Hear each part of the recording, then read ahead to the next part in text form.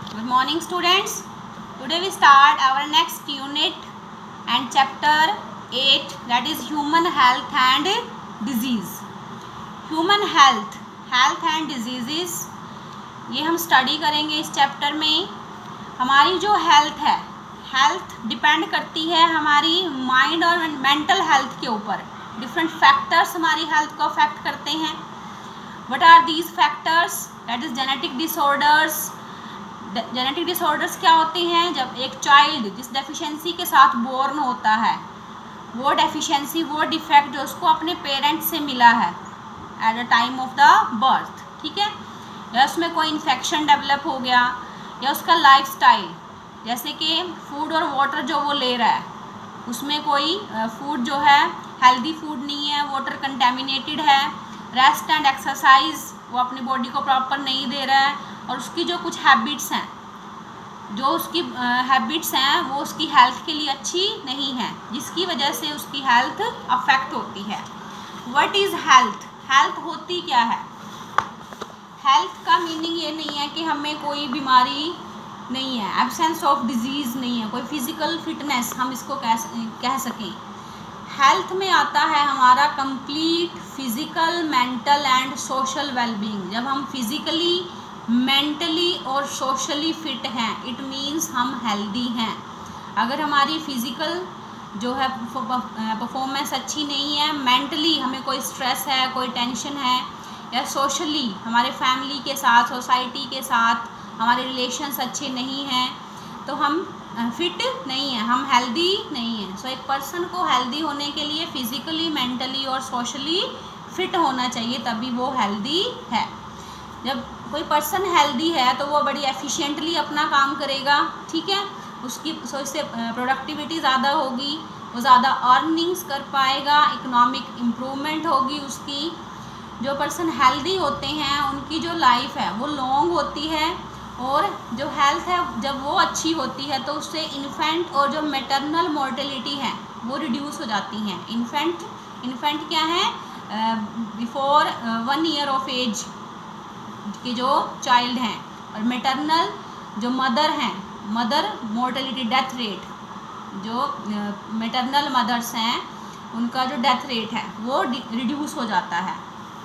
सो कौन कौन से फैक्टर्स हैं जो हमारी हेल्थ को अफेक्ट करते हैं? Balance diet. बैलेंस डाइट क्या है कि हमें हेल्दी डाइट, हमें वो न्यूट्रिशन लेना चाहिए जिसमें सारे न्यूट्रिएंट्स हो, हमारी बॉडी को सभी proteins, hormones, carbohydrates, fats, vitamin, सभी न्यूट्रिएंट्स प्रॉपर अमाउंट में मिले. पर्सनल हाइजीन, हम रेगुलरली अपनी बॉडी की साफ़ सफाई करें और रेगुलर एक्सरसाइज करें. ये सभी फैक्टर्स के ऊपर हमारी हेल्थ डिपेंड करती है. योगा भी हम इंट्रोड्यूस कर सकते हैं अपने डेली रूटीन में, जिससे हमारी जो फिज़िकल और मेंटल हेल्थ है दोनों बहुत इम्प्रूव होती हैं. हमें डिफरेंट डिजीज़ के लिए जागरूक होना चाहिए, अवेयर होना चाहिए कि वो कैसे डिफरेंट जो डिजीज़ हैं वो हमें हो सकती हैं, हमारी बॉडी के डिफरेंट फंक्शंस कैसे अफेक्ट हो सकते हैं. Vaccination, immunisation, vaccination proper time पे हमें वैक्सीन्स लेनी चाहिए. इम्यूनाइजेशन, जो छोटे बच्चे होते हैं उनको below 5 years of age injections लगवाए जाते हैं, किस लिए? उनकी इम्यूनिटी को स्ट्रॉन्ग करने के लिए अगेंस्ट इन्फेक्शियस डिजीज़. जो हमारा वेस्ट है उसको प्रॉपर डिस्पोज करना चाहिए. अगर हम उसको ऐसे ही खुले में कहीं भी अपने घर के बाहर आसपास हम उसको डिस्पोज करेंगे तो क्या होगा? वहाँ पर डिफरेंट मॉस्किटोज, फ्लाइज ग्रो हो जाएंगे, जो एक सेंटर बन जाएगा for the growing of the flies and mosquitoes, जहाँ से जो डिजीज़ हैं वो स्प्रेड होंगी. Okay. Control of vectors. Vectors क्या हैं? जो डिफरेंट डिजीज़ को, इन्फेक्शियस डिजीज़ को ट्रांसफ़र करते हैं from disease person to healthy person. और हाइजीनिक फूड, हमें साफ़ सुथरा हाइजीनिक फूड लेना चाहिए. वाटर रिसोर्सेज जो हैं हमारी वो भी क्लीन होनी चाहिए. ये सभी जो हैं they are required for achieving good health. Okay. जब हमारी बॉडी के एक या एक से ज़्यादा ऑर्गन्स, जो सिस्टम्स हैं, वो प्रॉपरली वर्क नहीं करते, उनमें कोई डिफॉर्मिटी है, कोई फंक्शन प्रॉपर परफॉर्म नहीं हो रहा है, जिसको हम कैसे पहचानेंगे? डिफरेंट साइन एंड सिम्टम्स की हेल्प से. सिम्टम्स तो क्या बताते हैं हमें? सिम्टम्स हमें बताते हैं कि हमें कोई डिजीज़ हुई है, और साइंस क्या है, साइंस है किसी पर्टिकुलर डिजीज़ के लिए के बारे में हमें बताएं। सिम्टम से हमें पता चलता है कि हमें कोई डिजीज़ है, ठीक है, डिफरेंट डिजीज़ के सिम्टम सेम हो सकते हैं, बट साइंस हमें बताते हैं कि हमें पर्टिकुलर कौन सी डिजीज़ हैं, they are different for different diseases. So different signs and symptoms के बेसिस पे हम आइडेंटिफाई करते हैं कि पर्सन जो है वो हेल्दी नहीं है, उसको कोई डिजीज़ है। डिजीज़ को हम ब्रॉडली 2 कैटेगरीज में क्लासीफाई करते हैं, that is infectious and non infectious. Infectious diseases transmit होती हैं from one person to another, और ये बहुत कॉमन होती हैं, ये किसी ना हर एक को कभी ना कभी अपनी लाइफ में ज़रूर होती हैं। इन्फेक्शियस डिजीज़ जैसे कि एड्स हैं, कुछ इन्फेक्शियस डिजीज़ फेटल भी हैं। एड्स इन्फेक्शियस डिजीज़ है जो फेटल है, क्योंकि इसमें जो पर्सन है उसका इम्यून सिस्टम वीक हो जाता है। नॉन इन्फेक्शियस डिजीज़ ट्रांसफ़र नहीं होती from disease person to healthy person, लेकिन जो नॉन इन्फेक्शियस डिजीज़ हैं उसमें से एक है कैंसर। कैंसर बहुत ही डेंजरस डिजीज़ है, ये मेजर कॉज ऑफ डेथ है आज के टाइम पर। ड्रग और अल्कोहल एब्यूज़, क्या है ये ड्रग और अल्कोहल एब्यूज़, पर्सन ड्रग्स लेते हैं, अल्कोहल का यूज़ करते हैं, ये दोनों भी हमारी जो हेल्थ है उसको बहुत नेगेटिवली अफेक्ट करते हैं। Okay, so common disease in humans, कुछ एजेंट्स हैं, कुछ ऑर्गेनिजम्स हैं जो डिजीज़ कॉज करते हैं ह्यूमन बींग्स में। उन डिजीज़ कॉजिंग ऑर्गेनिजम्स को कहते हैं pathogens. The disease causing organisms are called as pathogens.